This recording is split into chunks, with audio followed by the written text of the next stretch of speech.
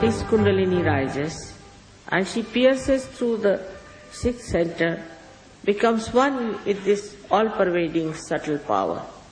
You also become subtler. On your fingertips, you start feeling your centers. And if you know how to correct your centers, you are all right. Problems are solved. But also you can feel the centers of others. It's like microcosm becoming macrocosm. It's like a drop becoming an ocean. It sounds fantastic.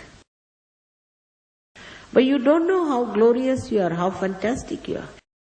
You don't know yourself at all. You have no knowledge of your inner being. So you feel sometimes frustrated, as if you have no identity. But once you start feeling this all-pervading power, then you understand that you have many powers. You can cure yourself, you can cure others, you can raise others' Kundalini, give them realization.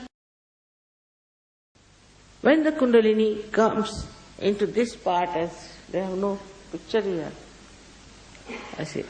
When the Kundalini comes in this part, she enlightens within you your religion, which is innate. That means you become righteous. But after this happening, you become really a righteous person. Christ has described it in the 2nd chapter of Matthew. He says, "Thou shalt not have adulterous eyes." Means innocent eyes, without any greed, without any lust in the eye.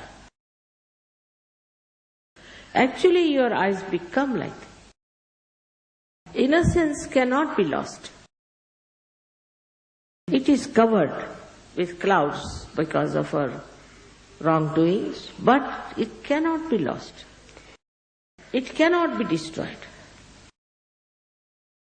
And you become so powerful that even a glance of such a person can create beautiful, peaceful atmosphere. Then, when your spirit comes into your attention, you know the absolute truth about everything. Supposing you have 10 children who are realized souls and tie up their eyes and ask them, what's wrong with this gentleman? And all the children will say, take out one finger. Say this finger, suppose. You ask that gentleman, have you got heart trouble? He'll say, yes, of course, but how do you know? You get the diagnosis on your fingertips. You can say what's wrong with you, what's wrong with others, and you speak the language of centers, chakras. Absolute truth means everybody sees the same truth. Now we are human beings, we have freedom to think the way we want to think. So one thinks like that, another thinks like that, another thinks like that. And that's why the problem. Some think they are correct, another think they are correct, some think this is the best, and they fight. If you know the absolute truth, there's no question of fight, quarrel, of course no war. Now we have this Sahaja Yoga working in 65 nations. And I have not seen, even if there are 5,000 together from different countries, ever fighting, quarreling, even using a bad word. Just enjoy each other. The families in Sahaja Yoga are really excellent families. And so many realized souls are born to them. It's a new race of angels, I feel. For all this, you don't have to pay a single pie. It's a living process. When we put one seed in the Mother Earth, how much do we pay to the Mother Earth?